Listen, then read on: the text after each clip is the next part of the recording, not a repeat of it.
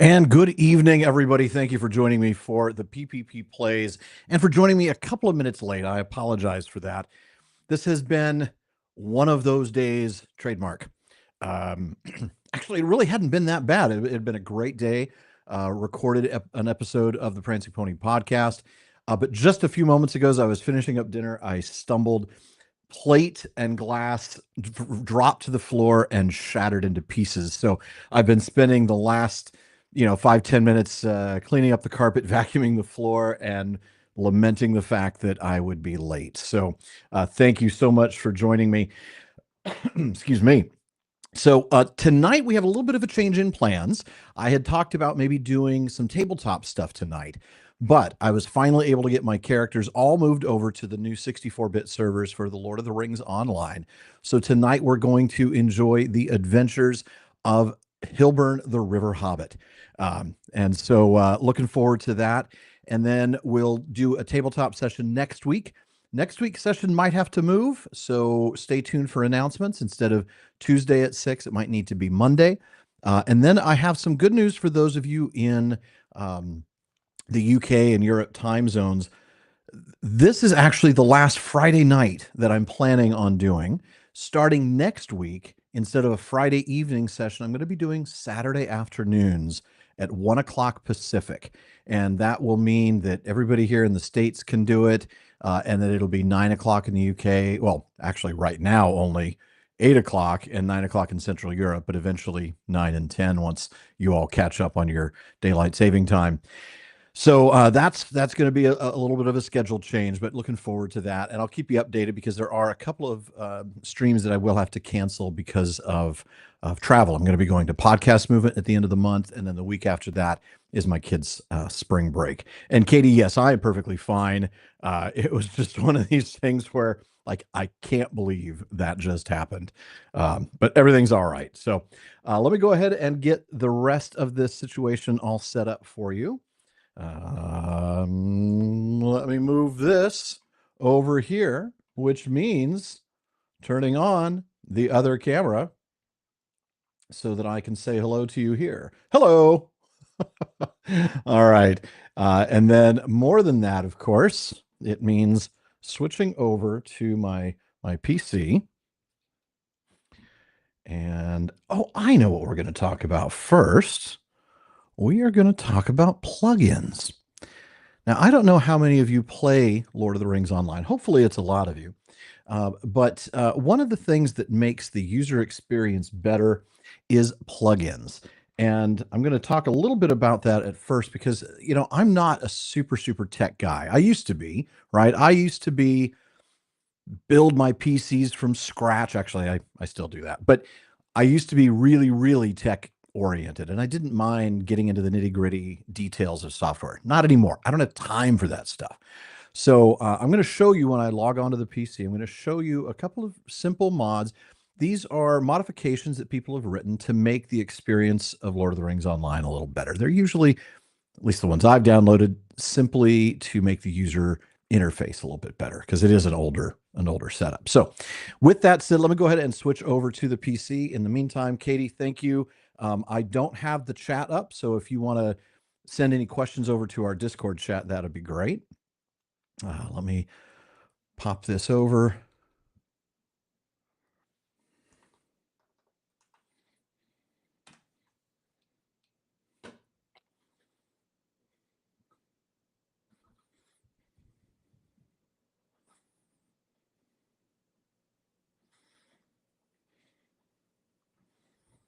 All right. Okay. Sorry for the wait, folks. Looks like I need to color balance. Like, I look nice and tan on this camera. I look pale and pasty on this one. What is the problem with that? All right. Let's see. Let me go ahead and get this on as well. All right. Now, of course, Nate, that's a very good point. You certainly can't use mods on MMORPGs that impact gameplay. You're not going to be able to do that. These are things that simply allow you to access the same information, but in different ways. For example, one of my favorites is Titan Bar. And so if we take a look at what Titan Bar does, well, you know what? I'm not going to get into the nitty gritty. They do things like you can see what your other characters have in inventory. You can see how much gold each of your characters have. You can see what time of day it is and when it'll switch, so that if it's night and you want to wait until it's daytime, you can do that. Um, there's a real simple one that I have called Horse Stable that simply enables me to click a button and access all of my mounts so that I can choose what horse to ride. Again, that's not really super helpful for a level 15 guy that has one horse. But when you're at cap and you've got 47 steeds, it's really nice to be able to have those all in one little box. Travel window is especially helpful. That takes all of your milestone skills, all of your return to skills, and puts them all in a single box. So I'm going to go ahead and get this launched, and we'll get there. Yeah, Titan's great.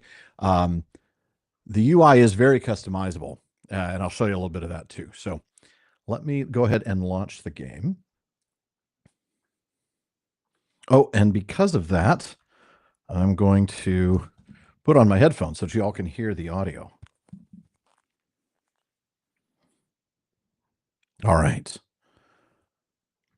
Yeah, Titan Bar is one of the must-haves, if you ask me. The other one is the simplest one imaginable that I consider a must-have.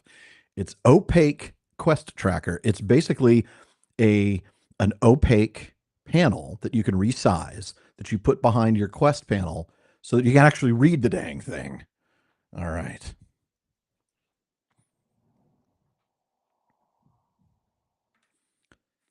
All right, I'm just confirming that everything is working on the stream. It looks like it does.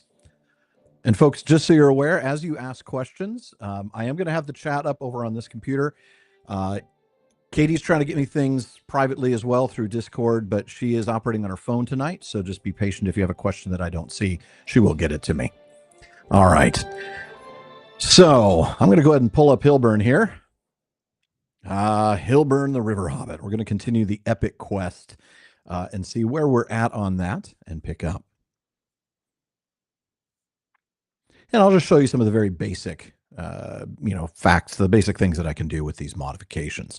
And yes, Brad, I am on one of the new 64-bit servers. I was able to get my characters all transferred over to Peregrine. All right, so you can see here on the right-hand side of the screen, this little panel that if I move away, you see when I'm moving around the screen, I sometimes can't read that text, the quest text in the right hand. So this opaque box, you just put underneath it, and you're able to resize it however you want so that you can make it fit the way you've organized your stuff. And then once you've done it, you just click the little lock button, and now it's there. And it's perfect to help you see the list of things that you're doing. The UI, as somebody mentioned earlier, is extremely customizable. If I hit the command to access that, you can see all of these commands, like the vitals. All right, so I can see that I can move that around. I can move the quest tracker around, but why would I want to now that I have a box in the right place? And it's you can also, I think some of these you can resize. I'm not certain, but this is really useful for later in the game once your character has acquired a whole lot of skills and a whole lot of things you're going to use in inventory. You're going to have many, many more bars at the bottom than this half-empty bar and 2 or 3 more half-empty bars. You're going to have 4 or 5 full bars. And then same with the travel window. Right now I have that open using this little suitcase, but I only have 3 skills. I promise you, if I pulled up my level 150 hunter, you would end up seeing, 30 or 40 different skills. Katie's just informed me, by the way, she's not able to copy stuff over from chat. So I'm going to go ahead and make sure that I look over here from time to time. And by the way, Tim Talk, the reason why I have 2 different camera angles is so when I look over here to read the chat, because I have to look at a different computer screen for that, then I'm looking at you on this screen. But when I'm playing the game, you can see me on this one. And believe me, if I had a producer, they would just toggle between the two. But that's beyond my budget at this point. So we'll put together, maybe a little video within a week or two where I point you to some of the really useful mods. But let me show you, besides Opaque Quest Tracker, Titan Bar is this little one up here, and you can see that it gives you what you have in your backpack, how many inventory spaces you have. It gives you a kind of glance at your inventory or items that you're equipped, shows whether they need repair, shows you how much gold you have. As you hover over it, it also shows you how much gold you have on the other characters that you have on that server. Now, in this case, it'll only show you the gold of characters that you have logged on to and then logged off of, because otherwise it doesn't have access to that data. And I've just recently moved to Peregrine, so most of my characters are still missing. The game is called The Lord of the Rings Online, by the way. All right. And there were a couple other questions here. Oh, Nate wanted to know the benefits of switching to the 64-bit server. I'm assuming it's really more about stability and capacity. I don't know whether that's something that I also have a feeling that eventually the 32-bit servers are going to go away. They have not said that, but eventually they're going to have to phase those out. But this, of course, with Titan Bar, you can access a lot more information. You can see your renown, which is good for more advanced characters. You can see what time it is over in the upper right-hand corner. You can see it's 6:15 in game. You can access your shared storage from here, which right now there's not anything in it because it has to be loaded up first. Day and night time, so that's really useful. And of course, you can move all of these. So if I want to know, it's still morning, and in 15 seconds in the game, it's going to be noon. So that tells me, where we are in the clock of the game. So all of that stuff is customizable. You can change the back color, you can change the language, all sorts of things. So it's accessing data that you already have access to, but it's making it easier and putting it all in one place. Altaholic is like that as well. Travel window is just a little pop-up that shows you your travel locations. Super easy things. I don't know that I've loaded the horse one on this, but it doesn't matter. He's only got a couple of horses. So, yeah, the connectivity is definitely better. Like you're not constantly finding yourself getting booted off. All right. With that said, let me take a look. We've got some new mail. What's the new mail? Oh, too bad. I had bid on a couple of things on the auction house so that I could improve my weapons, but it's not a big deal. So you'll take a look at the right-hand side. You see the current quests that we have. The one that we really want to look at is Book 1, Chapter 9, the Hall of the Swift River. And our job there is to defeat Uruks within Tham Kalechir and to search debris piles within there for notable artifacts. So when I pull up the map, and let me uncheck all of them so that we're only looking at that particular epic quest. Right here, you can see on the map, you can see the red arrow, the red triangle represents where I am, and it's right near that horse. That's a stable location. That is not stable as opposed to unstable. Stable is a place where you put horses. You can ride to that location, and that's where I am. So you can see if I take that little road up north and curving a little bit to the west, I'm going to end up in Tham Kalechir and be able to accomplish that. So let's take a look at what the other quests are. One is called the White Hands Approach, and it looks like there's some stuff way to the southwest, but also a little bit of stuff to the northeast that I can do maybe after I've cleared out Tham Kalechir. Bucket Left Behind, that's something over down by the river. Remedies for the Sickness, all over the place. A Pressing Matter, I can't quite tell where that is. Oh, that's because it's in Bree. And then the Spring Seasonal Instances. So we're going to leave those off of the map for now. In fact, I'm going to remove them from the quest log so they don't clog up our screen. I'm going to go ahead and do this quick one that's close by the river, the bucket that's been left behind for Idobel. Taking a look and seeing if I'm catching up here for anything. Brad, they make this so you're near where Standing Stone Games is based. That's excellent. I'd love to go visit them sometime. Some of the other questions. Elizabeth wants to know what everybody's favorite Lotro festival is. I'm going to have to let you all say what that is. I'm not a huge festival person, I'm afraid.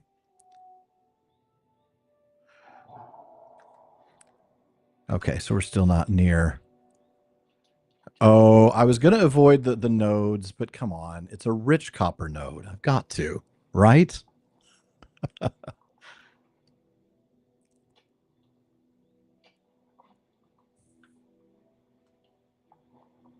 All right, let's go find this thing. The rewards for spring? I have not, but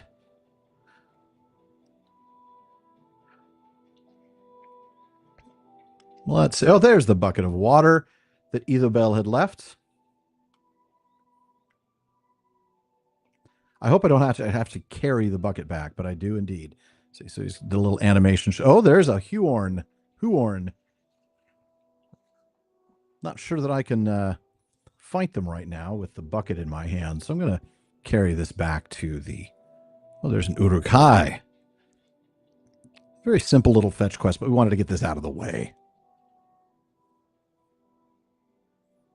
before we head off and kill some Uruks, some evil Huorns.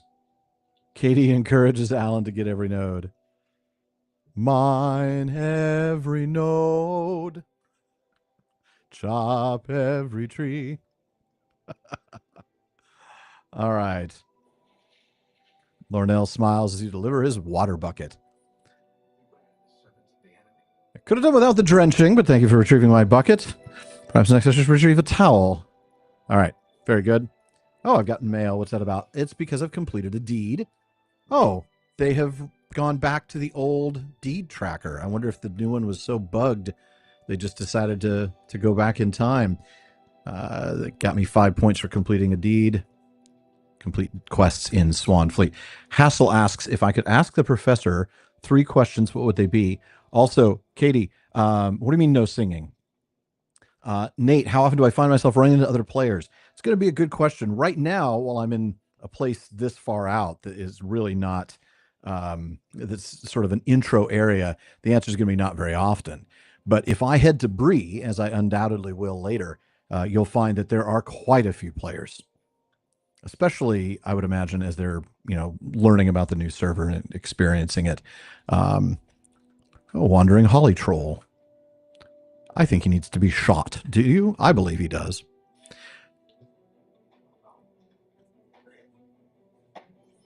Aha! That's because I have to collect holly berries from Huorns or wood trolls in Western Eregion. Oh, there's a rockworm. We should probably take him out as well. Coming to the question of if I could ask the professor 3 questions, what would they be? Oh, that's a tough one.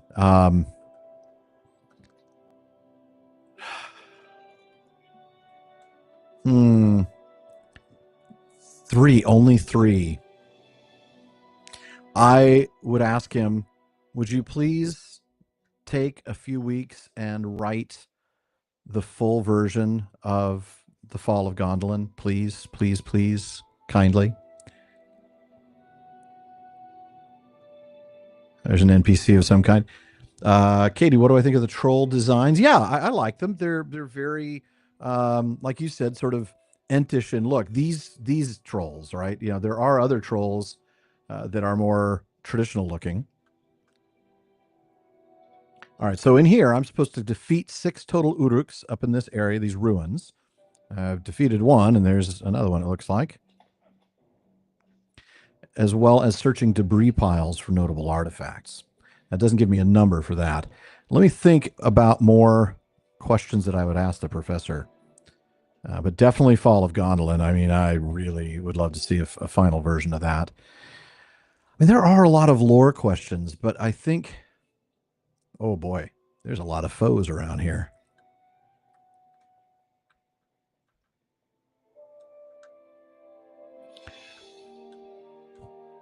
This is more dense than when I do the little skirmish thing here, the mission, I should say. All right, let's take care of this guy. What other questions would I ask? I mean, okay, I would have to say, what do you think of the Jackson adaptations? Like, what is good? What is bad?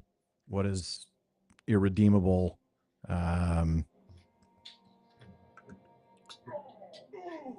Of course, the regular guy triggered my trap so that now I'm stuck with the Uruk-hai captain in my face.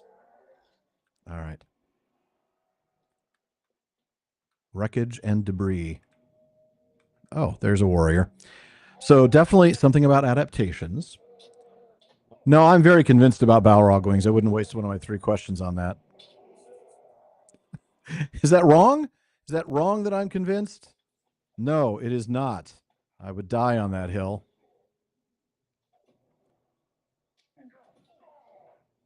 May I buy you a pint?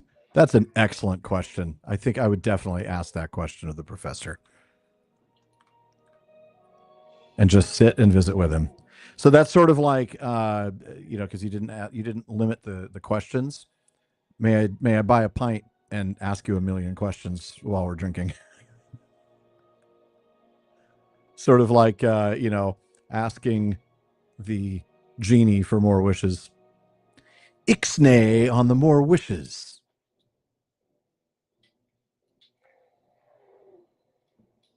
It's a trap. Is it wrong that I immediately want to answer yes, yes, you were wrong, just because it's you, not because you're actually wrong? Yes, it is wrong, actually. Yes. To answer your question, it's very wrong.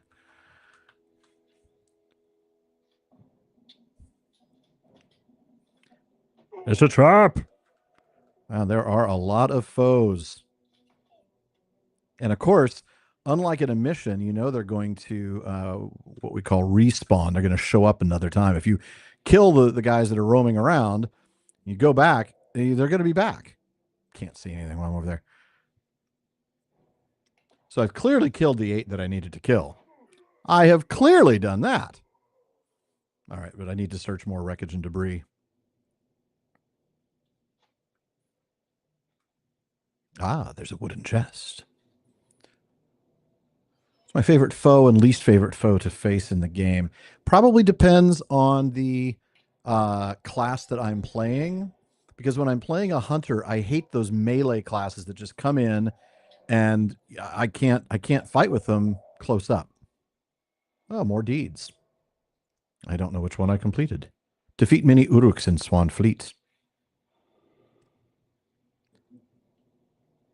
I have no problem with a piece of art that shows a Balrog with wings because artists are allowed to, take artistic license, and certainly, John Howe has done some with wings. I got no problem with that.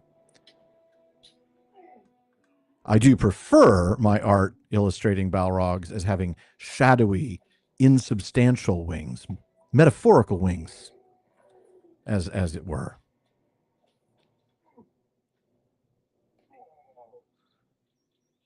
But I also like the idea of penguin wings. Okay. Wreckage and debris. I keep hitting the wreckage and debris like the same ones, which is odd. The Warg Den. That was ridiculous. The Warg Den in Mordor, where they just kept they kept coming back over and over and over. And I mean, you'd kill them, and the next thing you know, the same one you just killed. Oh shoot! I accidentally must have dragged one of my skills off the bar. That's bad. Sorry. Hold on a moment. Barbed arrow, blindsides there. It's quick shot, of course. Quick shot's a very handy skill, and I must have dragged it right off the right off the bar. All right. More wreckage and debris, but again, I can't believe that that's going to be helpful for me.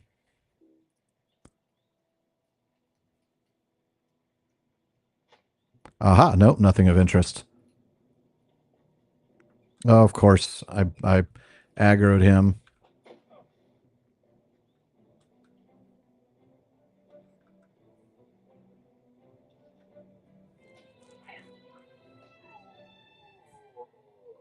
I like that. The shadows look up like that and turn, look like flame. Any podcast recommendation? I've already listened to me 3 times. My recommendation is to seek professional help, because you are probably damaged by listening to me so much. After having been exposed to that much Alan and Sean, you will need help. No, I would say, I mean, it depends. If you want to stay in this genre, anything that Corey puts out is going to be top notch.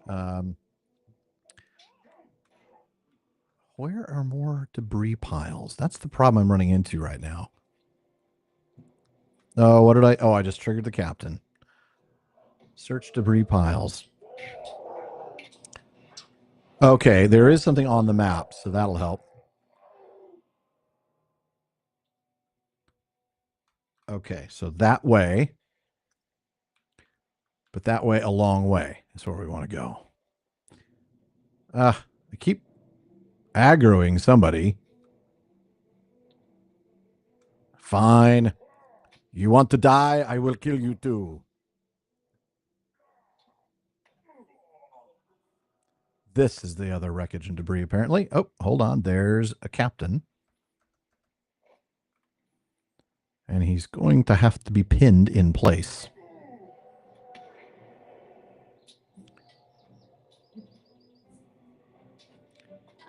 I will, after this is done, catch up on the chat. So if you've asked a question and I haven't answered it, I will get to it. So do feel free to pop those in the chat, and know that I will. If Katie's not able to get that into me in our Discord chat, I'll be able to do that. Aha! Now I have to bring the elf knife to Bregoleth. But I think before I do, I want to try to get out of here and go find some more of those holly berries from Huorn's.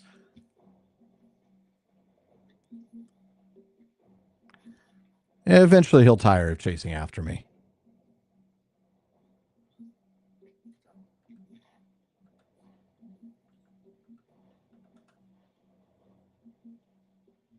Aha, they have left me alone. Now, I want to try to find trolls or Huorns as I also head towards the White Hands approach, which is the invading wargs. There's a troll.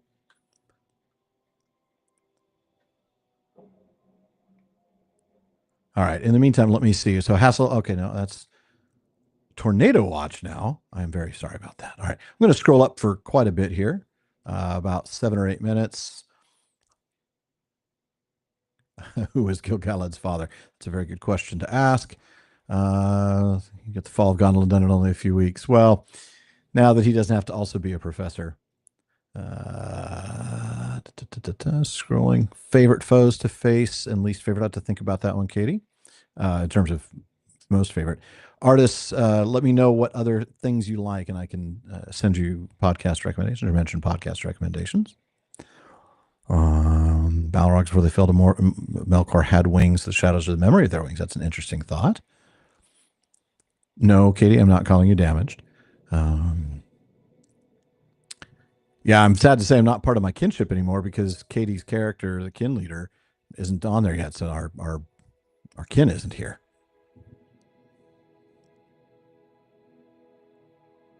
Scrolling.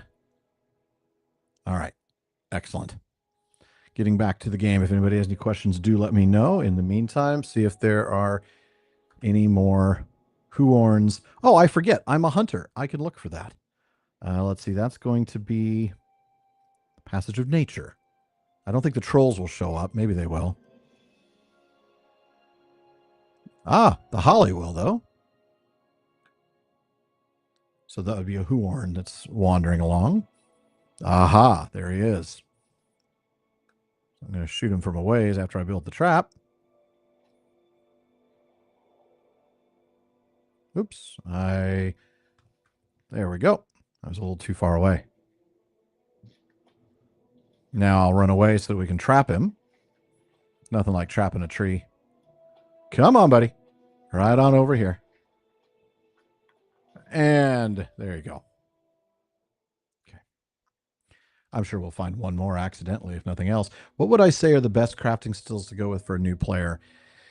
I really do like Prospector and Forester. Forester for sure, because that'll enable you to utilize all the hides that you get when you kill critters.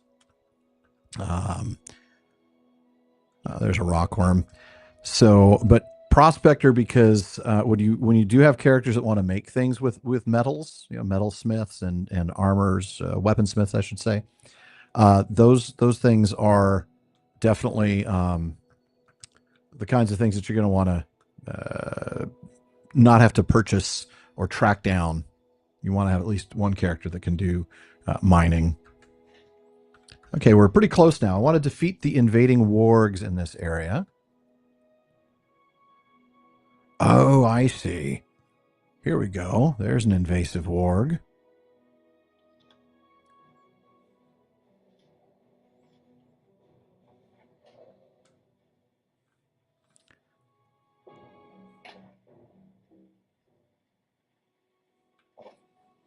I feel like if I show up, there's going to be a boss one there. There we go. There's a third one.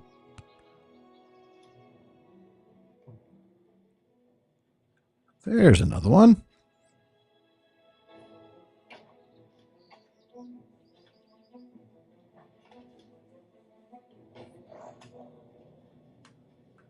Okay, are there more invasive wargs?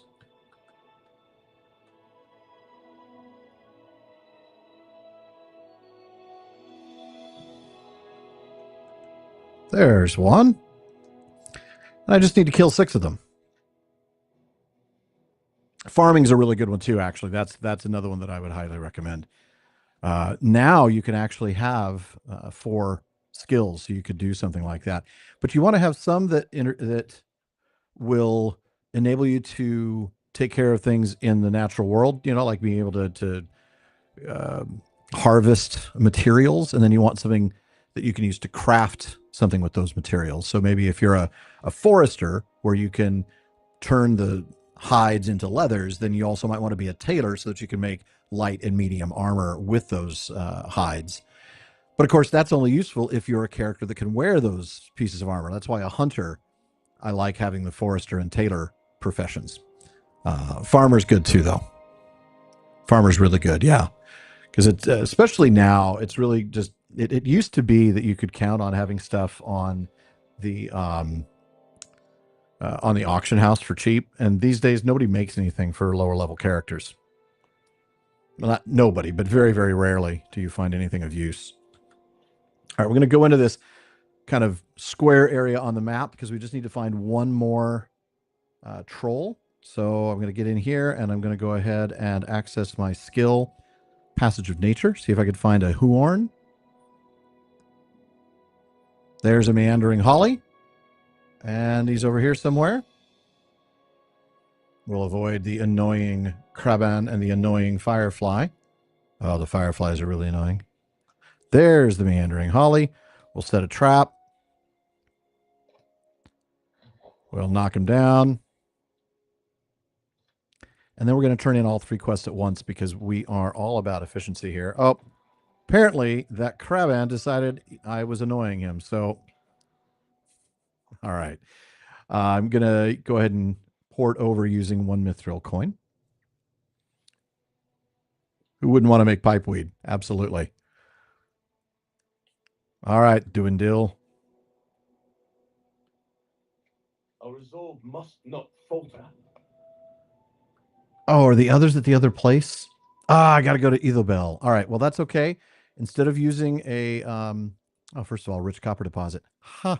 I'm sure you're surprised, Katie, that I'm tapping on a node here. All right, I know there's a stable around here. He's right over here. I'm going to ride the horse over to Ethelbell. I don't want to have to use a mithril coin. Oh, can I not go to Ethelbell from here? Are they calling it something else? Oh, just Western Eregion. Okay. Greetings, friend.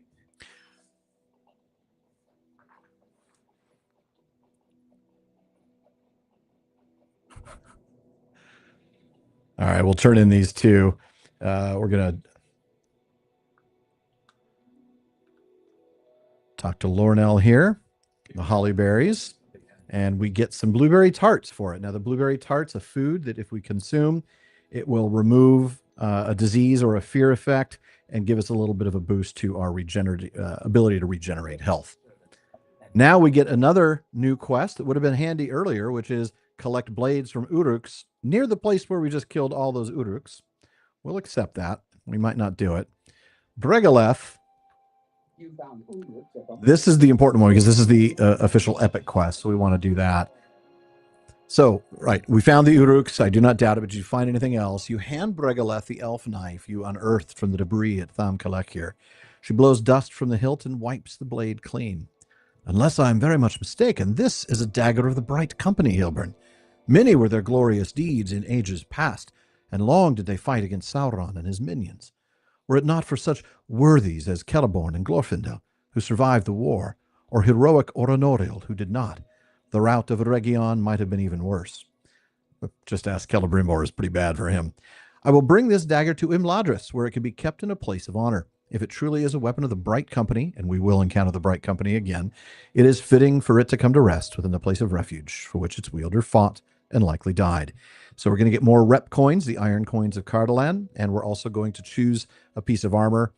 In this case, I'm just going to take the heavy one and sell it because the light armor, the middle armor that I should say, the medium armor, you can see it's lower than what I have equipped. So as you hover over something, this is a nice little useful feature of the UI. You can see what you're looking at versus what you have already equipped in that equipment slot. All right. I have leveled up to 16 and gained a new ability, changing stance to precision if I wished. So she's going to take off. She said, bid farewell to you and the Rangerman Eldir. I must bring this warning to Imladris. The wizard Saruman has sent Uruk warbands to the ruins of Eregion and Swanfleet seeking ring lore. Katie, to answer the question, Hassel says, Happy Pie Day. Happy Pie Day. What is my favorite pie? Probably double chocolate silk. Double chocolate silk would be my favorite. Big fan of that. All right. What he desires to do with it, that is Saruman, Lord Elrond will know better than I, but surely it can mean nothing good. I believed we had learned the danger of such craft, but perhaps it was not so. I fear we are on the very precipice of danger, Hilburn. I wish you and Beneldir good fortune on your journeys, wherever they may take each of you. But I also have a warning of my own to give. I bid you exercise caution on the road and do not trust others too readily. These are days I would never have expected to see, and yet all around me I see signs of the deepening shadow. It may be that servants of Saruman, or those of an enemy we cannot yet perceive, work to undo all the good that has been achieved in these lands. Farewell. Perhaps we will meet again on a more sunny day when these cares and worries have been set aside. All right. You see, now I really want double chocolate silk pie.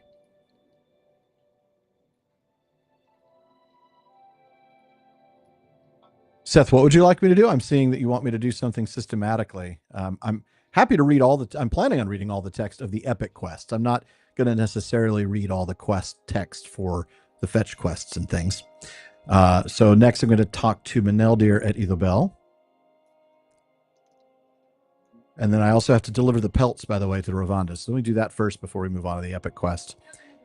So I'm not going to read this one. It's just I get some simple things. And if I wanted to, I can defeat wood trolls.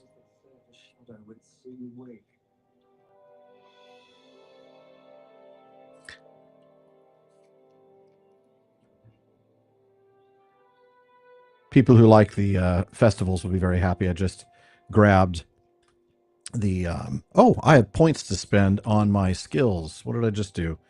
There we go. Hold on. Trait tree. I have 9 points to spend. All right. We looked at this many times ago, many levels ago, level 7 apparently, since I have 16 points. Or I mean 9 points to spend. All right, so we did do 1 point in range damage. We chose not to do strong draw. I'm primarily red. That's primarily damage focused. So these skills will only cost me 1 point. These in the blue and yellow tracks will cost me 2 points each. So I'm going to go ahead and take more of these. Let's do fast draw, true shot, critical eye. Then we can pick up swift and true. Heartseeker. Yes. Heartseeker's good. Oops, I don't think I need 2 on that. Yeah, I do, because then that gives me yet another skill. It gives me more range damage. All right. Draw weight. What else? Damage over time boost. Yeah, that'll work. And I will apply that. This is called speccing your character. And it's a very fun thing to do later on in the end game when you've got a gazillion points to spend, and you're trying to figure out, do I want him to play this way? In this case, what I'd call more of a turret. He stands still and he shoots at things and does a lot of damage. Do you want to be more mobile, or do you want him to be sort of like a trap expert and be able to debuff your enemies? Those are the typical trait lines for a hunter, but each class has different skills, different abilities in those trait trees. You can store 2 at a time so that you can toggle between them, and it's definitely a lot of fun the more skills that you have. Thank you, Katie. I didn't even see that. Maybe explain the trait tree a bit. Yeah, I meant to do that, and I hopefully I did. As you move up the trait tree, or down, I suppose, if you're looking at it this way, you not only gain new skills, like I just gained this ability called Heartseeker, you gain bonuses and things along those lines. So as you get more and more advanced, you gain more and more skills. You can respecialize at any time, but it does cost you in-game currency. And if anybody has questions on that, let me know. It might be interesting at some point, once we've kind of done this for a little while, and there's a core of you who have attended a number of these, I'll pull up one of my at-level cap characters, a hunter as well, so that you can see the sorts of trait trees that you might have at that level. Biwides25 asks, did the new Skatha poem change my look on dragons, worms, and serpents being blind, stealthy, cold? Yeah, that was really interesting. I actually just talked about that today, read that in an episode as we were talking about dragons. It definitely changed my mind a little bit about that particular dragon.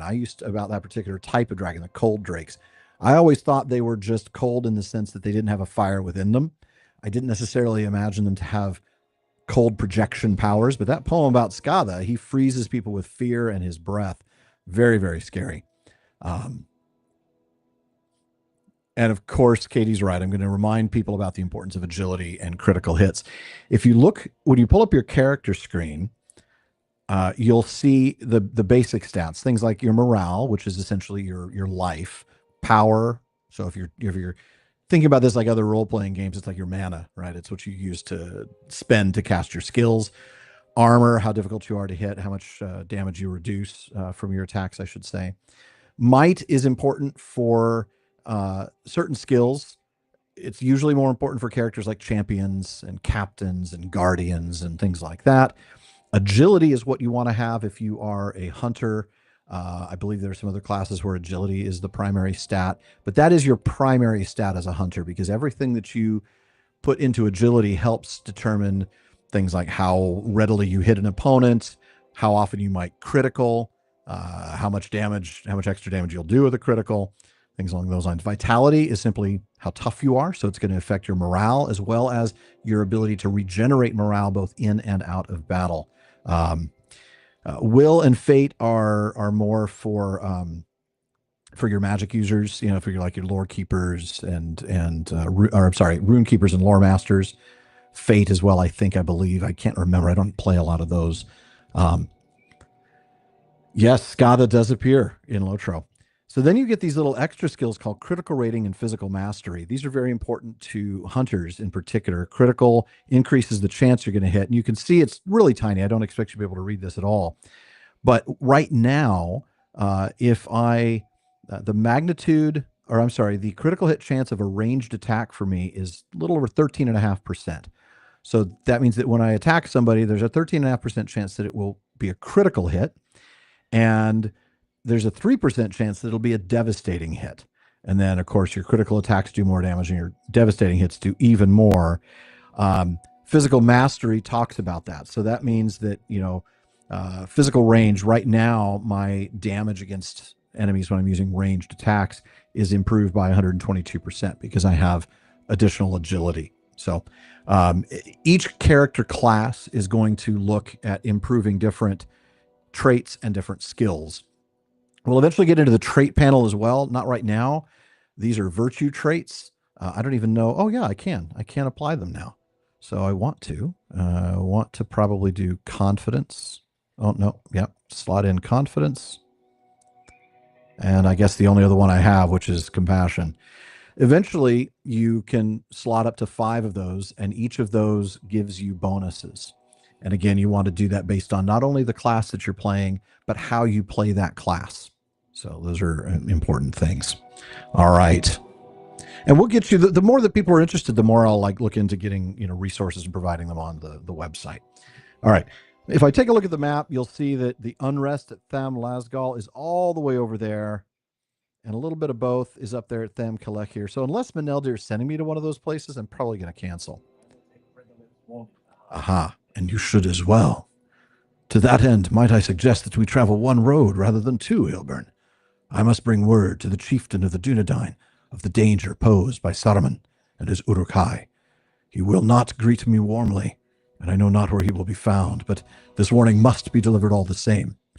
I suggest we make for the ruins of Old Cardolan and consult with a friend of mine who lives among them, Narndir by name. He did not cast aside our friendship when I left. He will know where to find the Dunedain we seek. I would appreciate your company on the road. After I have delivered my message, I will leave you at the finest tavern I have ever known, the Inn of the Prancing Pony in Breetown. From there you will surely find a path to whatever adventures you might wish. What say you, my friend? If this course seems good to you, I recommend that we return to Mossward to restock and resupply. Let us put Scardy Benblade to work once more before we depart Swanfleet and travel north to deliver our warning. I like this. I like this a lot. So I'm going to go ahead and pull back my quest guide and remove or cancel anything that I don't need that's not related to that. I'm going to leave those active at least.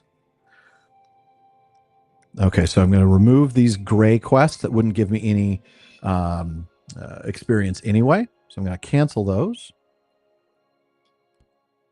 And I'm also going to cancel this one about the flowering rushes. And I'm going to remove these, but if I come back, maybe I'll do them. I doubt I will. Instead, I'm going to do the ones that are in Bree because I think we're going to be going to Bree soon. All right. So right now, though, I'm supposed to return to Scardy Benblade's blacksmith shop in Mossward. So I'm going to go to the stable master and say, I want to go to Mossward. And off we go. Brad, farewell. Sorry you got to bow out, but I'm glad you joined us. And while that's loading, let me scan up and see if I've missed any other questions. Trait tree, Scatha poem, the agility of the importance of agility. Scatha and Lotro. Yep, absolutely. All right, we're caught up, I think. And Katie, I'm so sorry. I completely forgot about the ads on Twitch. I need to figure out how to remove those. I will happily do that. All right, I'm supposed to go to Scardy Benblade shop. What a name, Scardy Benblade. Scardy gives you a gruff greeting as you enter his shop. It's so gruff, I can't repeat it here on a family-friendly podcast channel. All right. Book 1, Chapter 10, On the Precipice of Danger. It just so happens that Geralt and Wenna came by a short time ago, and they asked me to prepare some equipment to give to you in the event you returned.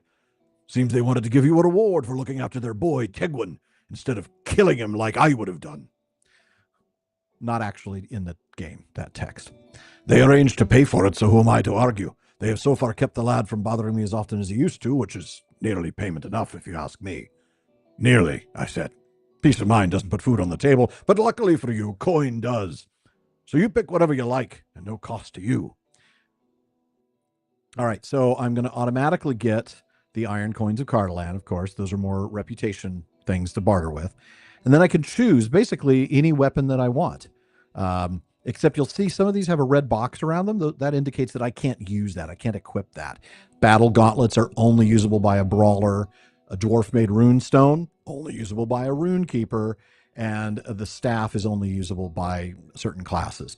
So I can choose a longsword, a club, that kind of thing. I'm going to take a look and see if the bow is any better than the bow I have equipped. And the answer is it is a little better.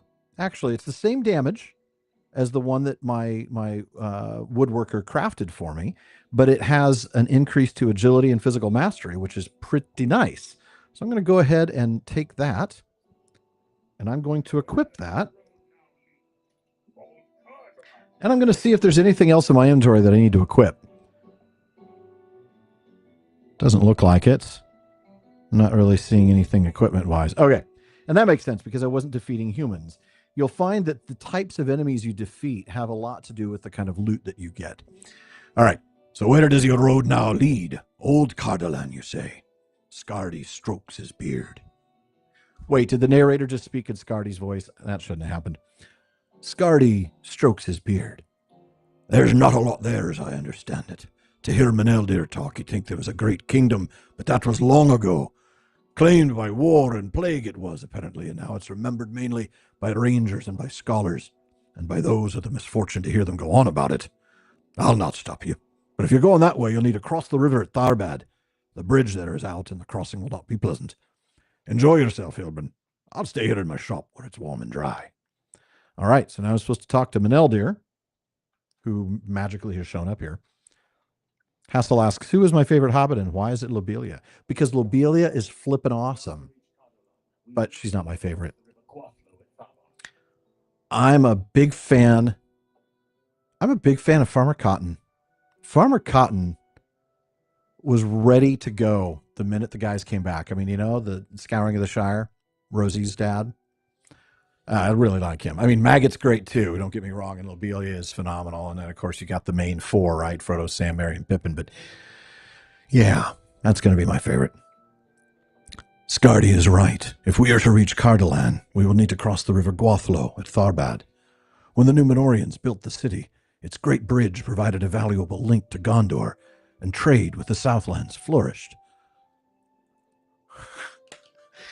Today, we were talking in recording an episode, we were talking about the dwarves of Erebor and how they traded with the dwarves of the Iron Hills, and they traded with the men of Dale, and they traded with the Northmen, and how this trade prospered everybody. And I wanted to say something, but I chose not to, and I'm just going to leave it there. And I'm sure Katie's like, don't say anything. All right.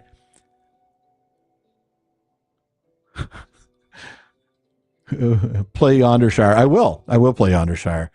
Can you remind me what levels Yondershire is? Maybe I can make sure that that Hilburn here plays in Yondershire. Anyway, but in time the kingdom of Arnor diminished and Tharbad was abandoned. The south road became less traveled than in prosperous days. Masonry crumbled over the years and parts of the city fell into the river. The great thaw that followed the fell winter released the floodwaters, and portions of the mighty bridge were lost for good. But folk crossed the river at Tharbad before the bridge was built, and it should remain possible even now that the bridge is gone. We will travel northwest to Tharbad and see for ourselves, Hilburn. Let us meet in the shadow of the broken bridge on the southern bank. All right. So apparently these ones that I'm going to talk to people in Bree, we're still a ways away from going to Bree. So I'm going to remove those from my quest tracker. I'm supposed to meet up with Meneldir on the southern bank of the Gwathlo, northwest of Mossward. So if we head out, we'll be able to pull up the map. So when you're indoors, it pulls up a map of the location you're in. I'm sorry to hear that Yondershire is 20 or under, because that's barely where I'm at right now. All right. So I'm supposed to go all the way over to here. But of course, I'm here in Mossward now. I'm not all the way over in Tham-Kalek here anymore. So it's really not that bad. Just go out the north gate, get to the main road, hang a left. So I'm going to get on my horse, and that's what we're going to do. Fredegar Bolger. It's not a bad choice.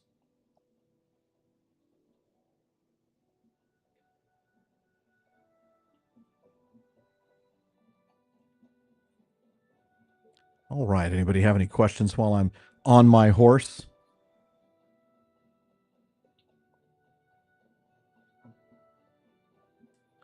Get on your horse and ride.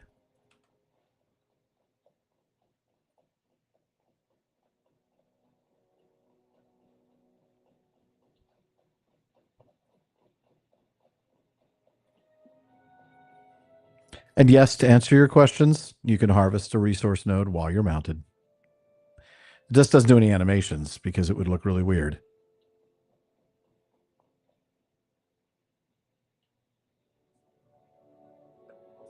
All right, now we're on the main road, and there are the ruins of Tharbad.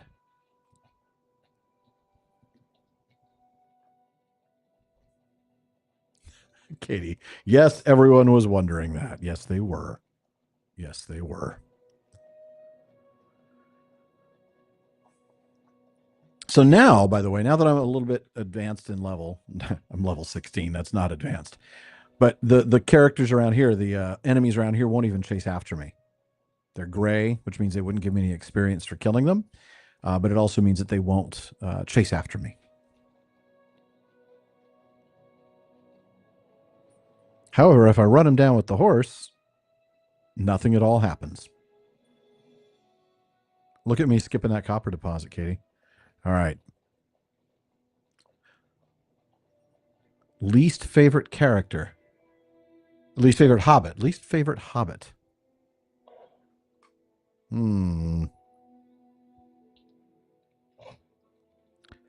Oh, what is that guy's name? I'm sure somebody's going to name him.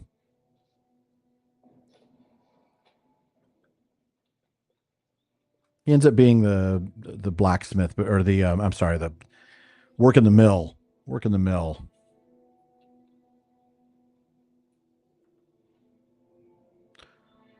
Okay, so now you can see the map is relocated, right? So now Tharbad is now in the southern part of the map, and that's sort of to give us a bigger picture of where we are on things. Ted Sandyman, thank you. That was the name I was looking for. Can't stand Ted Sandyman. Just going to kill some more orcs because, hey, that's important. The only good orc is a dead orc. All right. Oh, hold on. There's somebody here who wants to give me a quest.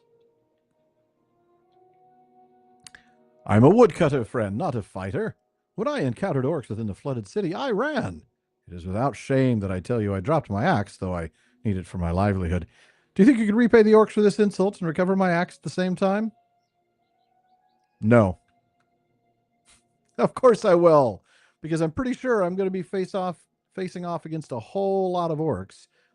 And so what's the big deal about happening to find your little your axe, right? I mean, you know.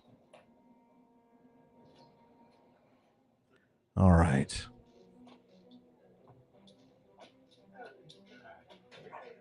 Where is he? Oh, so over here someplace. Ah, down here. That's right, before the bridge. What's this? There's a plaque. I'm examining the plaque. New deed, the ravaging of Cardolan.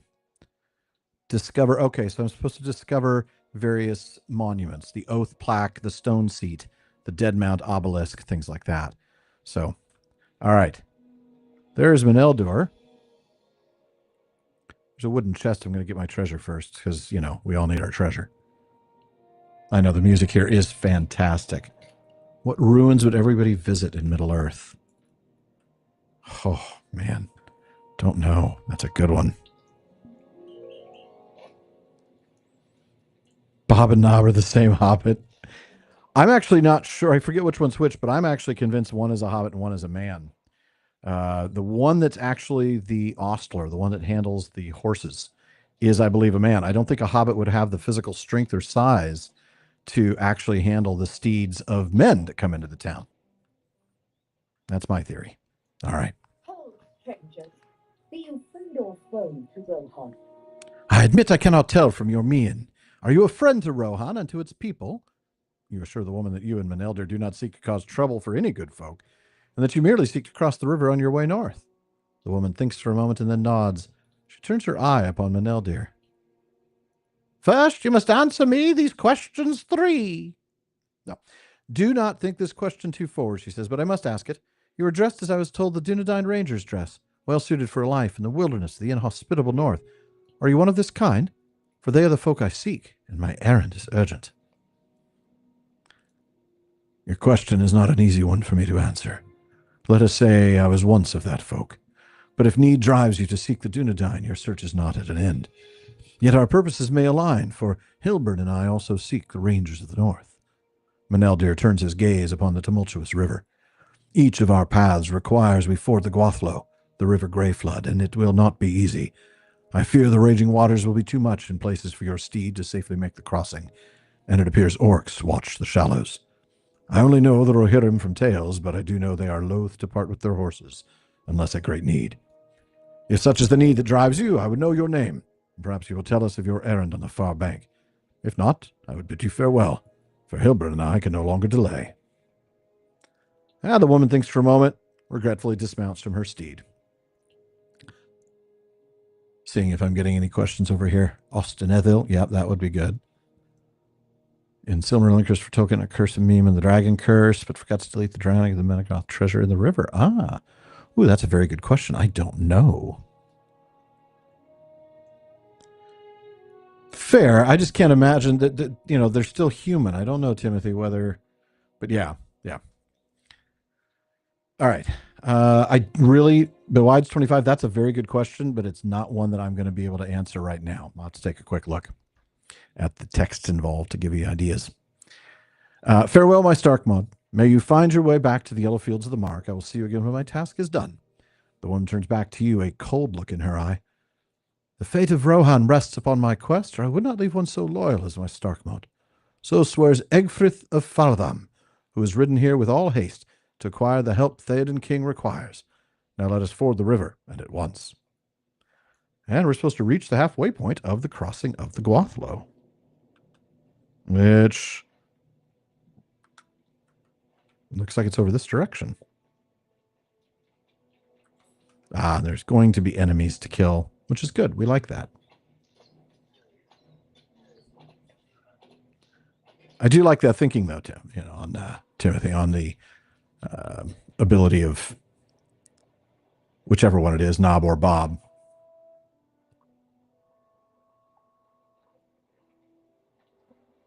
Okay. Am I close to? I am close to the. Your muscles ache, but the harsh cries of orcs from nearby strengthen your resolve. Swim to the other side of the perilous river.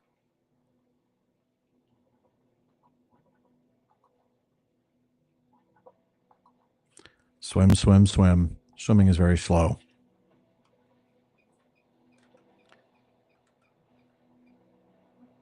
All right.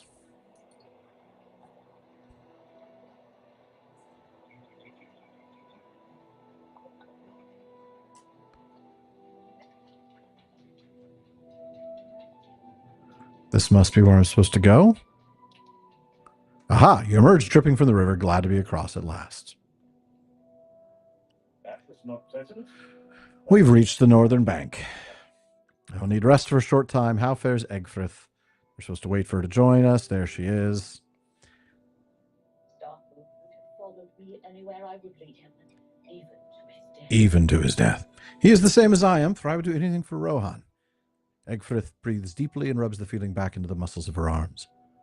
On the other side of this cruel river, you asked why I seek the Dunedain Rangers. Theoden King has fallen ill, seized by a weakness of the body from which it is feared he may not recover.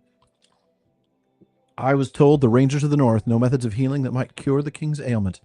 I am to recover one of their remedies, or to return to Edoras with one of their healers, that he might heal the king. It is only for the future of Rohan that I would abandon my Starkmod. Any who question that will face my sword. And then we get to choose one of these three things. And remember, I told you earlier that for a hunter, agility is the primary stat, and that's the one we're going to choose here, the silver chain of agility. And that's going to give us a little critical rating, critical defense as well. It's frankly not that much better than what I've got, but, I'll take it. You've gained your first point of reputation. Reputation points will increase your standing with the various factions. So if I pull up my character panel again, one of the things I can see is reputation.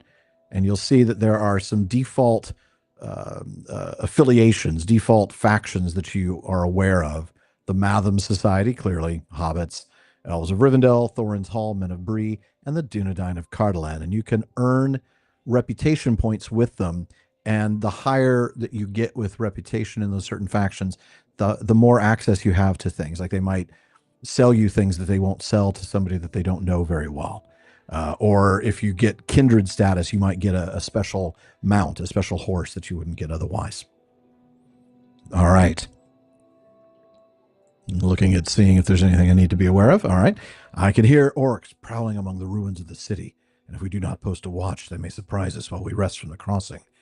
They have become an ever-growing threat in my own land. Oh, this is her voice, not his. I messed up. And the king has not the strength to oppose them. Rohan suffers. I will help your friend make sure this campsite remains unoccupied by those who made it. If you will hunt the orcs that prowl the city, we will stay here only long enough to dry our clothes and recover from the crossing. And the fewer orcs between us and the northern road, the better. All right.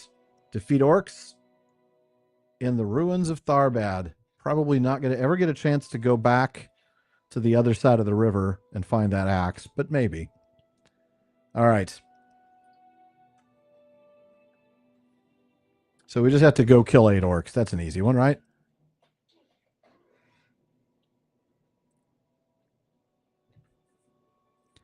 That would be interesting to have her have her be in a Kendra voice. Yeah.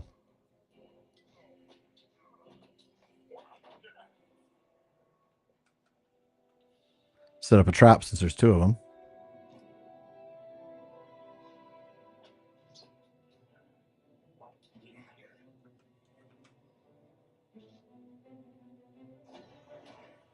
I do like one-shotting some of them. That's a lot of fun. Oh, there's a warrior over there. How do I get to him? Ah, he's hiding. Hello. Oh, there's another one.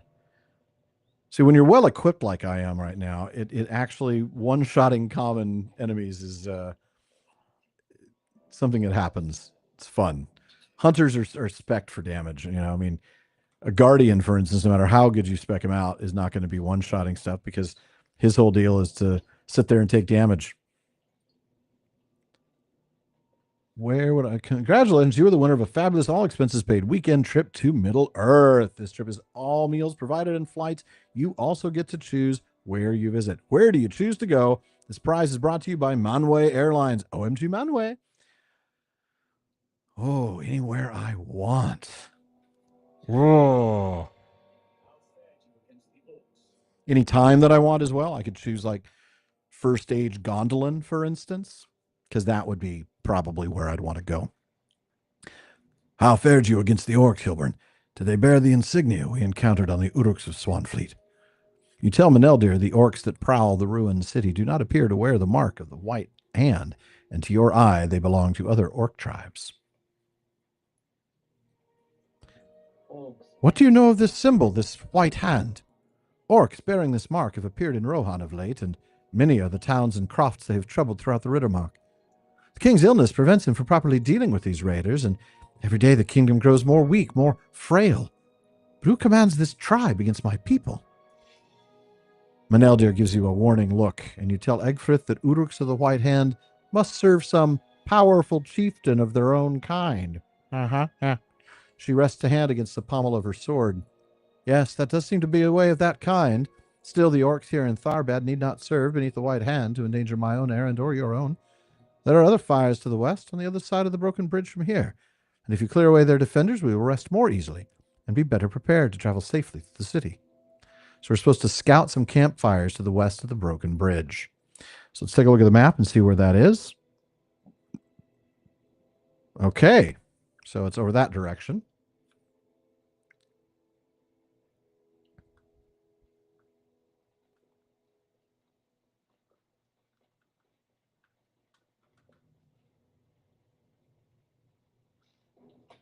Yeah, you do have to overlevel if you're a guardian. Same as a captain. Captain's the same kind of way. You don't. It's a slow grind as a captain. Oh, well, that's what I'm looking at here. Oh, why is my guy not moving? No, got caught in a little rut there.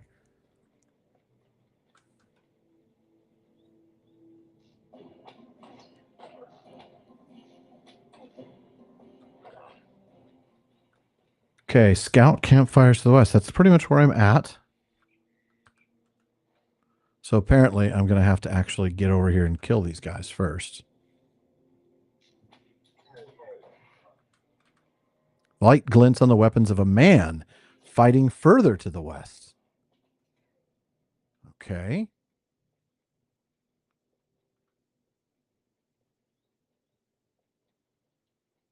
Boromir! The man has triumphed over the orcs, but he eyes you warily as you approach. Hail, friend, if friend you be. Do my eyes play some trick? You are a halfling, are you not? I have heard tell of such a folk, but I have not beheld one such as you before. A halfling! I call for your pardon, stranger. If you are a foe of orcs, then we share that in common. And I deem from your gear that you are a traveler yourself, and no stranger to either hardship or fighting. So it is with me, though I am new to this land. Oh, and I get to select a quest. So I'm going to choose, of course, the Ancient Silver Loop of Agility, and I'm going to put that on instead of the Shining Earring later. Boromir. By a long road on an urgent errand. I love it. Boromir is my name. I've come from Minas Tirith by a long road on an urgent errand. So now you know where we are in the story, right? He's on his way to Imladris. He's just forded the river Tharbad. He's making his way along. And indeed, just like the books tell us, the crossing of the river proved treacherous, and I was forced to abandon my steed. I ran afoul of orcs among the ruins, as you can see, and one of their cowardly thieves stole my pack. When I have recovered it, I will resume my quest. If you catch this thief for me, I will be indebted to you, my good fellow. I think he ran off to the southwest. All right. Well, first off, let me go ahead and equip the thing that I just got. Okay. And let me see if there are any questions. Yes, this is set before the council.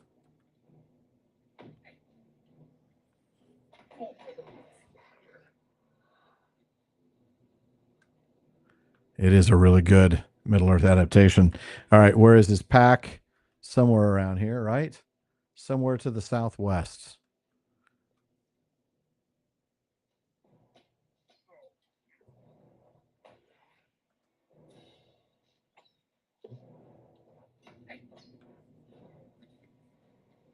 I forget. Can I access these? I don't think I have the training. Nope. Not a scholar yet. Could his backpack be in this wooden chest? I don't know. It is not.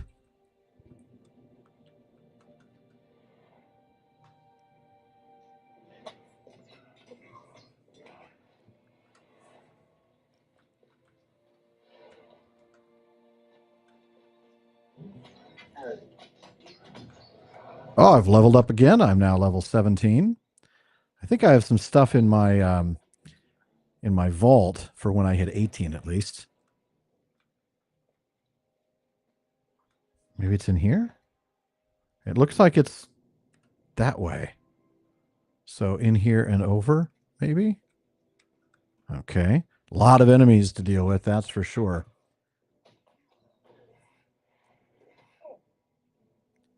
Some good questions over there. Join the fellowship as 10th person. My role would be sort of a middle management role. I would just observe from afar and advise. Safer that way. Where is this pack? I tell you, where is this pack?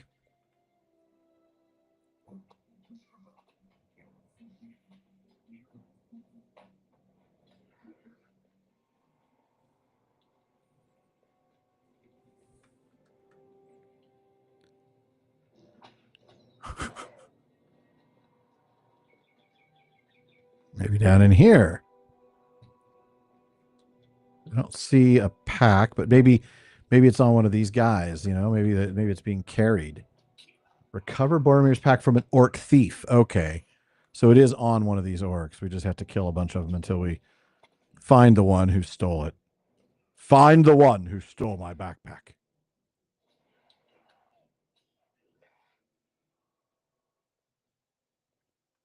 What if Éomer had been at the Council of Elrond? Ooh.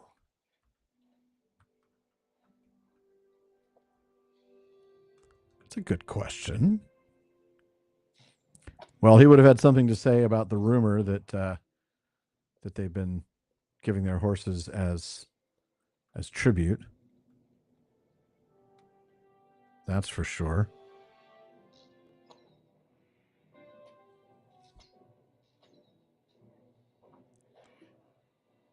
Was it down in the reeds? It's not a specific location. It's well, southwest. So this way.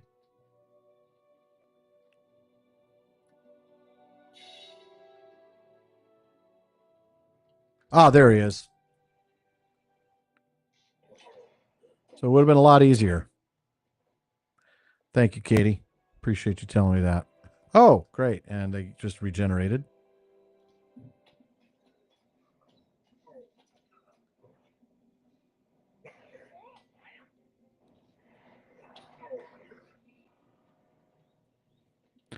Oh, and so did he.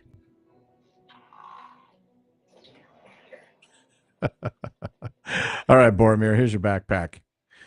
Struck fear into the heart of I'm really surprised. I never would have expected Boromir to have a Daniel Tiger backpack. Anyway. You must have struck fear into the heart of that thief, my new friend. His pack is much lighter than it was when he stole it, and it seems he scattered its contents among the ruins in his eagerness to escape. Might I trouble you to gather up my lost supplies? I don't know, Boromir. Aren't you a big, tough, strong man? All right. Oh, hey, Bruce. And thank you. Appreciate that very much. Enjoy your weekend as well. Namarie. Baron and Luthien Tol Sirion is said to be made by giants. In Hobbit, Karak was hinted made by giants. In the 1960s, Tarlang giants made the White Mountains. That's a very good point. Well, giants are definitely a very interesting thing for Tolkien, right? Um, he uses the phrase oftentimes "eald ente Uerk," right? The old work of giants to refer to all the amazing things like Orthanc and like the Argonath and things along those lines. And of course, a lot of times, giants are themselves a mythological creature, and so even when there's some scattered supplies. Even when we're told about giants, I'm not sure we're supposed to take it literally. Um, that's kind of my thinking, but I don't know. I do like that he continues to use the idea. And thank you, Seth. Aemir would have joined the company. Who would he have replaced? I think he would have joined the company. It would have been hard pressed not to have him join the company. I don't think he can replace Legolas or Gimli because you need an elf and a dwarf. I think maybe Elrond. Remember when Elrond was like, I'm going to find some elves, in my household, um, and and even he's like, all right, fine, Mary can go, but my heart's really against this Pippin dude going. I think Pippin doesn't go, and then everything falls apart because without Pippin, Faramir dies. Okay, so it's over here.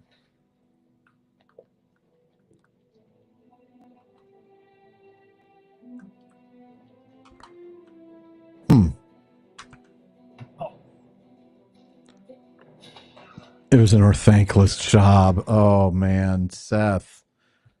And there's some more scattered supplies. Then I'll be able to go back to Boromir, head held high. Here's your stuff, man. Eald ente Uerk. And I'm going to port over there because I'm lazy tonight. Boom. Quest objective's too close to me. Of course it is. Of course it is. All right. Fine. You're going to make me walk back. Then I'll walk back.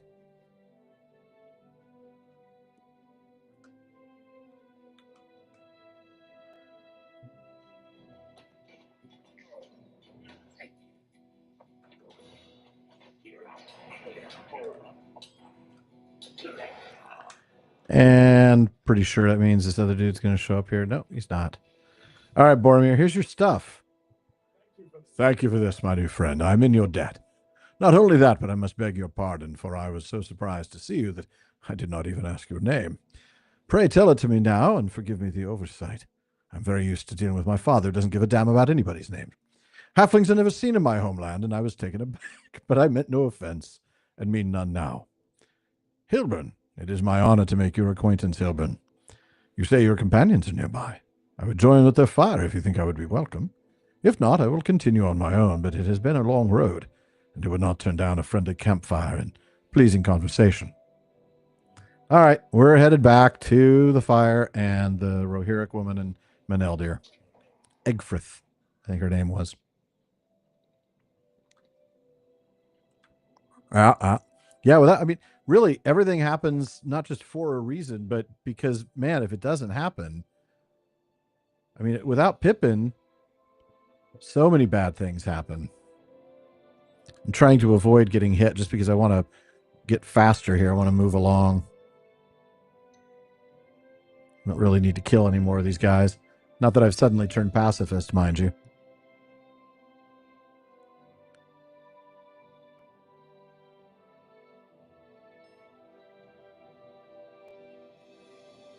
All right, Egfrith, Meneldir. Let me introduce you to my friend Boromir. Meneldir leaps to his feet as you and Boromir approach. Who have you found, Hilburn, who comes so to our fire? I did not expect to see a soldier of the Citadel this far from his homeland. Oh, and I get to choose something that I don't think... Oh, I do have a pocket item. That's right. It looks like the only one that's really useful to me would be the Lucky Wolf's Tooth, but I'm not going to use it because, again, right now I have a bonus thing that gives me extra experience on monster kills. So these are all pretty worthless to me. You may sit by our fire, Captain of Gondor, if you're willing to share with us the tale of your journey north. I'm interested to hear the reasons for it. All right, so we get to listen to Boromir tell a story. And by listen, I mean you get to hear me read it. My reasons are my own, stranger. But as Hilburn has proven a help to me already, I will trust that his friends are trustworthy. I will tell you the tale of my journey as much as your fire seems to earn. I've seen larger, brighter, and warmer, but this has proven a cold land, and even a poor fire is better than none. Ah, so this is an instance. So, Days of June, as my father Denethor, the steward of Gondor, called his sons to the White Tower. long has my father kept watch upon the black land of Mordor, and at his command the soldiers of Minas Tirith never relaxed their vigil. The steward's commands are respected as is right, but what man from the high walls of Minas Tirith could not see smoke rising from Mount Doom, far away, and yet still too near? In the taverns of the city they named it a fell portent, and in the high chambers of council my father agreed with his folk, though they knew it not. But none could have foreseen the onslaught that emerged from Mordor. A great force swept through Ithilien, driving our soldiers before it, and in Osgiliath we slowed its approach for as long as we could, and destroyed the bridge behind us. There was something strange about that battle, my friends. There were strange omens before and during the fighting, but neither my brother Faramir nor I could understand their meaning. We spoke of them to our father. All right. I'm looking real quick to see if there's anything I need to catch up to. All right. Listen to Boromir's tale.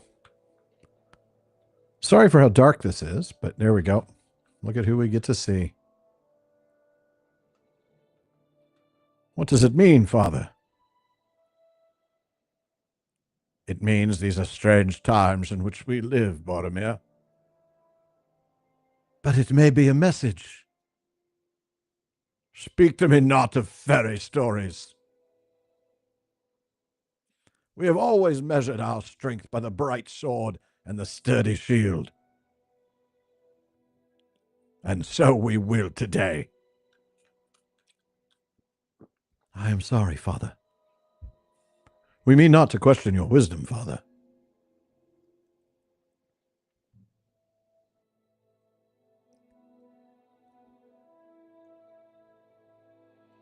He's pacing back and forth. This much is clear to me, my sons. Gondor is strong, but even Gondor cannot stand forever against such evil.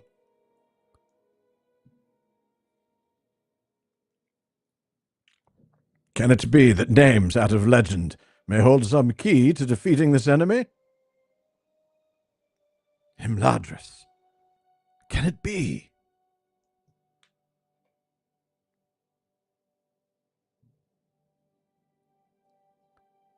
Oh, I'm supposed to speak to Boromir now. My father is wise in ways I could never be, for I am in my very bones a fighting man. The stories with which I grew up shaped me to be this. But the steward of Gondor must be a learned man if he is to guide Gondor through such troubled times as these. What the name Imladris meant to my father he would not say, only that it was a place far to the north, where lived Elrond the half-elven, who was said to be the greatest of the lore masters of Middle-earth, canny and dangerous. Few or none in Gondor know where this place might be found, my father told us. My brother Faramir volunteered at once to seek out this place, and to ask Elrond half-elven if he might know the meaning of the many strange portents we had seen in recent days. I knew the road would be full of danger, and took the journey for myself. My father was most wroth at my choice, and he argued against it, but at last he gave me leave to depart. He must have seen that I could find the secret dale in which Imladris lies, and bring back knowledge to aid Gondor. I love this. I love how they take the story. We get the parallels. We get the moments that we're told about, right? We know that Denethor had that conversation and that Faramir volunteered and that Boromir's the one who took the journey. But here we get to experience it. We get to see it and be part of it. It's really, really neat. All right. Before I set forth, my father impressed upon me the need for secrecy. Enemies could look anywhere, my son, he told me. Remember that Gondor needs you. Return with the knowledge the half-elven can provide as quickly as you can. More quickly, if you deem the quest to be a foolhardy one. I assured him I would not abandon the quest, and departed at first light, taking the west road into Rohan. And folks, let me just tell you where we are. As is custom, I called upon Theoden, king of Rohan. Medgiseld, in Edoras. Now I better follow him.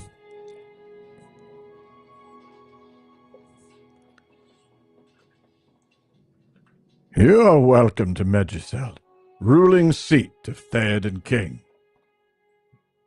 That's Hama, of course. Oh, Grima, hold. Who comes here? It is Boromir, son of the steward of Gondor, captain of the White City. He is known to Rohan and is a friend. Is that so? These are dangerous times, and friends must be judged more carefully than before.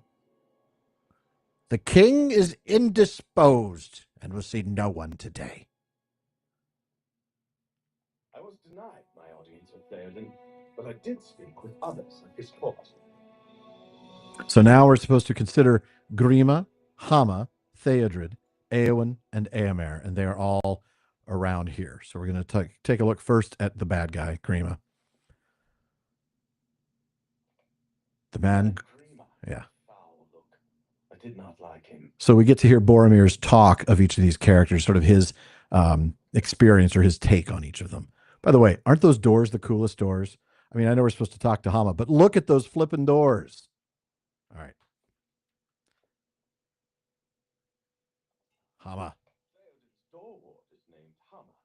He seemed a good man. He was a good man. Theodred. Having a chat with Boromir. May Theoden recover from his illness, but if he does not, Theodred will be a good king. Oh, man, Theodred. We just got through the battles of the Fords of Isen on the Prancing Pony podcast, and that's just heartbreaking. All right, Éowyn. I know not what to make of Éowyn, the king's niece, or all women of Rohan so eager to fight. Are all women of Rohan so eager to fight? Maybe. All right, Éomer. I sparred for a time with Éomer, nephew of Theoden, a good man. Very good man. He ends up being a good king. Could not tarry long at Edoras. My obligation to call upon Theoden satisfied as best as could be managed. I left Edoras and continued my journey. I would pass through the Gap of Rohan and then turn north for lands I had never seen. That's what I love about this game. You get to go so many places, and a lot of times it's through these instances. So you're talking to somebody who's relating a story that happened in the past. Sometimes, like we saw last time, in the very distant past. I don't know how many of you were here when Hilburn was in Eregion and ended up with that instance where I got to actually see Sauron craft the One Ring in the Samath Naur. I mean, over the top experiences of what you see in Middle Earth. All right, Boromir. But as I neared the fords of Isen, to my surprise, I encountered someone I had not expected to see. I dismounted to speak with him. Saruman the White. Hail to you, son of Gondor. What errand brings you with such haste to my borders? It is an errand of some urgency for the kingdom of Gondor. But I should not speak of it. I see.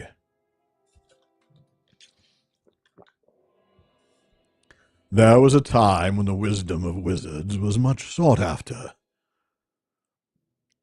I mean no offense. I fully understand neither the need for secrecy nor my journey's purpose. What power can there be in Imladris that might aid Gondor? Oh man, Boromir, you just told him where you were going. Imladris. You seek the haven of Elrond Half-Elven? Why? Not answering that question. I need to stop talking to you. I beg your pardon, my lord, but I have said too much already. Too much, and yet nothing at all, son of Gondor. But I will not let you pass Isengard without the benefit of my knowledge. The refuge you seek lies in a northern dale, guarded by sharp-eyed elves. If you plan to treat them with the discourtesy you have shown me, you had best turn around and save your own skin.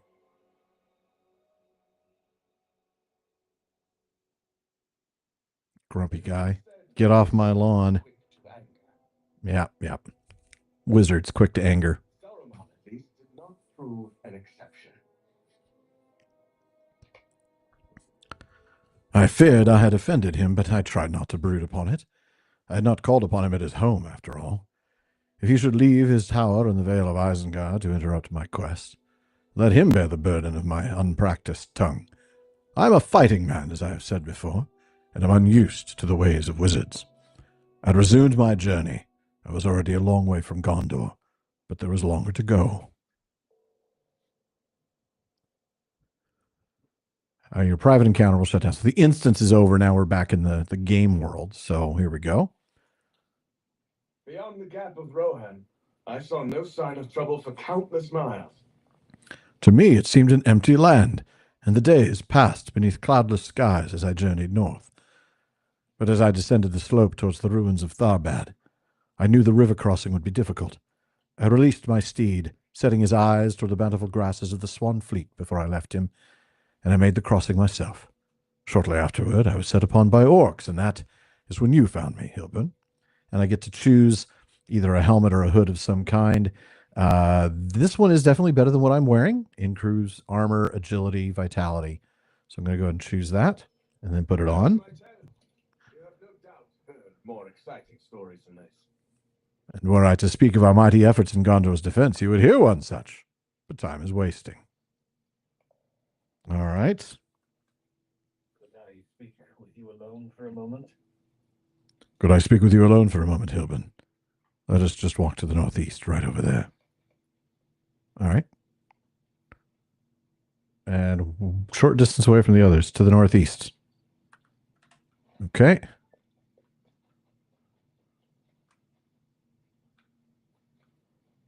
Where?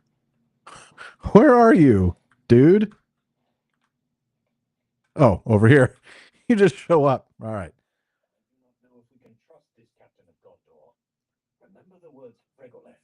She told us to guard our trust with care, for even seeming allies could harbor treachery in their hearts. Neither do I exclude Egfrith from this warning. But Boromir rode right by Isengard on his way north, and even admitted that he spoke with Saruman. How can we trust his conversation with the White Wizard was as he described? We cannot. I think we should keep what we know of the White Hand to ourselves for now, just in case Boromir has fallen into the sway of the traitor wizard. We can travel together, at least until we reach Breeland and the Dunedain, but we should keep an eye on both our companions. Regolith believed we stood on the very precipice of danger, and I think she spoke true. Here, Take this map of Cardolan, show it to the others, and see what they recommend for our course. Hassel asks, what I'm looking forward to most in Season 3 of the Rings of Power. More Numenor. More Numenor, less Harfoots. That's my honest truth. Yeah. More Numenor, less Harfoots. All right. You've decided we should travel together. You have decided we should travel together. I believed your friend would suggest we should not, but I find the idea agreeable for now. Should my own course not align with yours, I will depart, and without hard feeling. Boromir unfolds the map of Old Cardolan and studies it briefly before handing it back to you. My own journey's end lies in a hidden dale, Hilburn, further north than this map tells. Perhaps Meneldir will unveil a second map when we draw nearer to the Bree land, and that one will mark my destination.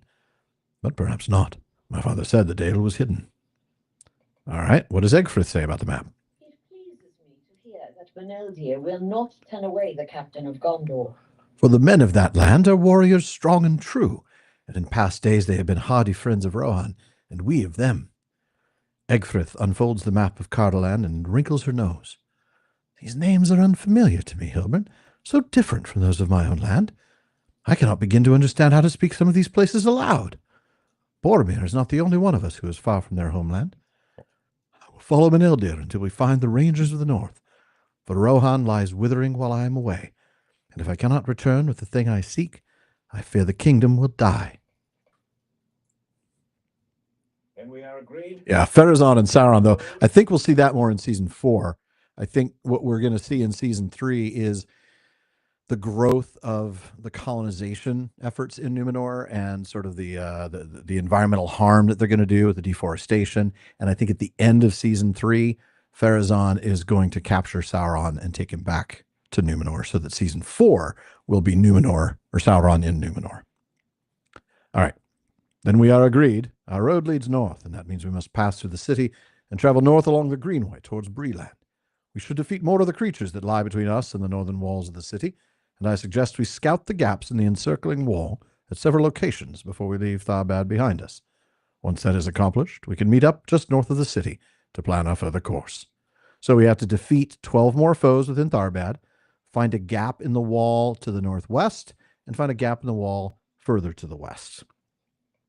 So if we look here, we can see, I'm going to go ahead and I'm not going to head back to Master of Oak, not Orc. We're going to remove that from our quest log.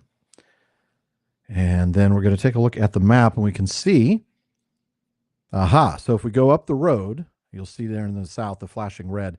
The large red area is where the orcs are that I can kill. I just have to kill 12 of them. And then there are 2 rings. Those represent the locations of the places that I need to find exits to. All right. More Numenor means more punchable Kemen. I agree. All right. So we want to get back on the road and hang up. Whoa, hello. There we go.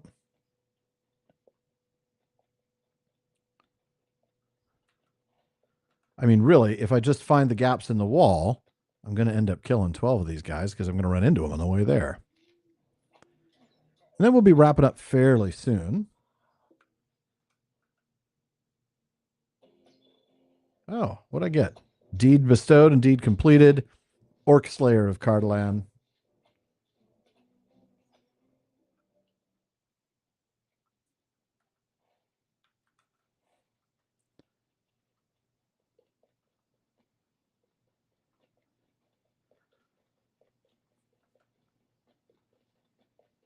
I think we're going to see Theo eventually become the king of the army of the dead.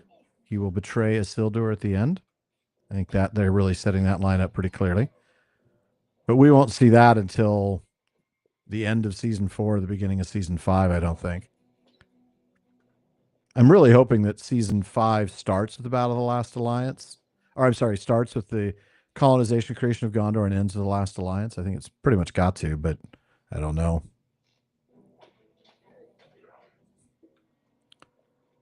All right, this must be one of the gaps in the wall. Yep. Should provide a good view of the countryside. Oh, I have to look out over the surrounding countryside after I kill this guy.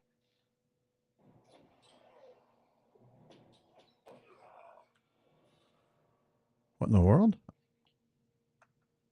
Kill another one of these guys. There's an orange enemy. I don't get to see enemies that are that far above my level very often, but he's only 3 levels above. So it should be an easy kill. I just so rarely get to actually even see that. All right, look out over the surrounding countryside. To the northwest, you see activity among distant outbuildings of Tharbad. So now we just need to go to the other spot in the wall. When does the Silmarillion copyright run out? Well, Christopher Tolkien's going to be the author of record, and he died in 2022, 23. And in the US, it's the life of the author plus 70 years.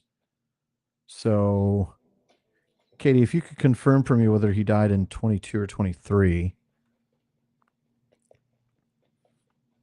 Anyway, we would add 70 years to that, plus to then January 1st of the following year.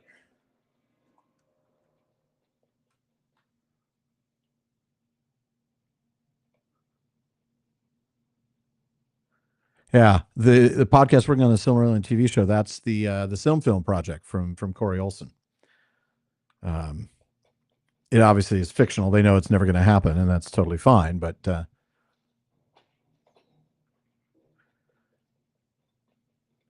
so if Christopher Tolkien died in 2022, 2023, then it'll be January 1st, 2094 that the Silmarillion goes into when it runs out of copyright in the United States. All right, and that is Tharbad behind us, Hilbert. Hilburn, if the crossing of the Grey Flood proves the worst experience of our journey, I will count us fortunate. I fear it will not be so, though it is likely to be the wettest. Did Tegwin dislike the damp and cold of the Wadewater? He is fortunate he had no need to cross the Grey Flood, and under the watchful eye of his parents it will be many years before he might. But now we must turn our eyes to our own road. Cardalan awaits, and within its bounds we will find my friend Narndir, who will know the location of the chieftain of the Dunedain. Then will Egfrith's purpose be attained, and our own as well.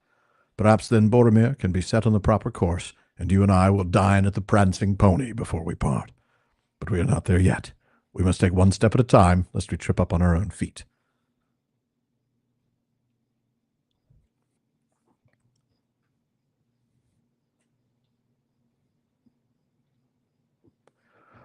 I have to select one of the things. I'm going to choose the treated leather jacket. It's a slight bump to what I'm wearing now. Our first destination will be the town of Herna. Herna. Farmers and traders to the northwest. Okay. And I think, given the timing, we're going to go ahead and wrap it up. We always try to do between 7:30 and 8, between an hour and a half and 2 hours. Oh, hold on. I guess we'll go up here and we'll get there's a stable up here. Little area for people in quests. Oh, Warg Sedge Stalker. Okay. Because I haven't gone far enough, right? I have to be able to do ash branches. I'm going to have to chop enough. I'm going to have to chop enough wood or make enough boards and leather to do that. And same with the barrow iron. I will not be able to retrieve the barrow iron from that place until I've mastered the apprentice tier. So I'm going to have to go back and look for more copper. But in the meantime, let's find this little place. It's a little... There we go. Little outpost. The Stone Crop Encampment. I get some points for exploring the region. I'm going to go ahead and grab the Stable Master so that we now can travel to and from this location more easily. Greetings, friend. And I'm going to go ahead and grab a bunch of quests because we're clearly in a questing area. Search for the missing mare. Recover stolen supplies. Retrieve Hal's stolen bow. And collect deer meat. hides for Etta. What's Etta eating? Collect ruddy bushberries. Man, there's a lot of quests here. Seeking the scouts. And destroy orcish weapon caches. So now I have, well, now I have to change my little opaque quest tracker we talked about earlier. There we go. Then lock it back in place. All right. I don't know if I can turn in any tasks or not. Let's find out. What do I have? Do I have a task carry-all? I don't think I do I? I have 23 broken hatchets. Basically, I'm looking for anything that I have more than 10 of. Broken hatchets, I have a ton of those. And worn sword sheaths. So let's see what we can turn in. Broken hatchets. Good.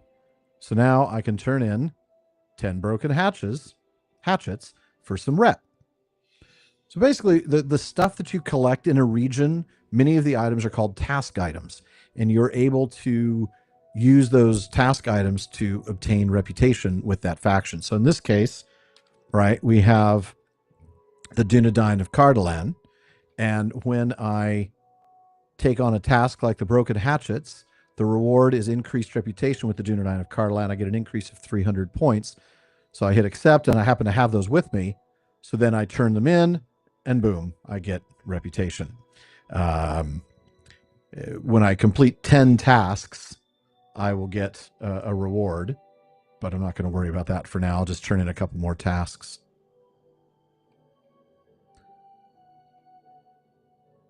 You're only allowed to turn in so many tasks per day. They want you to spend money on changing that cap or resetting your account. It's kind of annoying, but it's one of the things that you get in a free-to-play game. And sure enough, tasks limit reached, right? So now they want me to either reset the tasks for 10 mithril coins, which I'm not going to do, or increase my task limit, which also costs. So we're done doing those tasks for the day. So I'm going to go ahead and remove that from the quest tracker. And now if I look at the map, we'll see that they're all around this area, back in Tharbad. So it looks like I am going to go back and find that guy's axe. So I'm going to go ahead and pull that up. That's the Master of Oak, not of Orc. And you can see now that all these quests, you can see looking at the colors, they range from a level 15 quest up to level 20 quests. And currently I'm level 17, but I'm close enough to 18 that it's really going to happen probably the next time I turn anything in. In the meantime, I'm going to go ahead and clear through some inventory when we're off the screen, kind of clean that up, and grab my equipment for when I do hit the next level so that I'll have stuff on hand. In the meantime, I think that's it for now. Let me take a look real quick. Yeah, you can also stack and sell them on the auction house. Once you've reached, kindred level, or once you've reached the level that you want with a particular faction, maybe you don't need kindred status.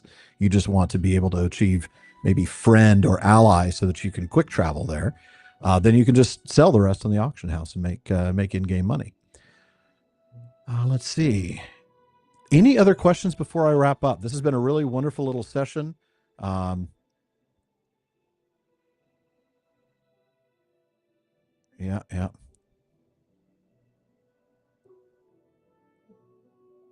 Bewide's 25. Yeah, the 1977 plus 70 would have been actually 1973 because it's the death of the author. So anything written by J.R.R. Tolkien, 1973 plus 70. So 2043, which means January 1st, 2044.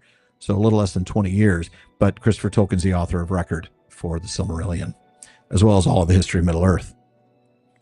All right. All right. I'm going to go ahead and exit the game for now. And I'm going to turn that screen off. I'm going to come back to this and turn off the other camera and all that good stuff. We're going to turn this one off. How do I do that? All right, turn this one off, turn this one off. All right.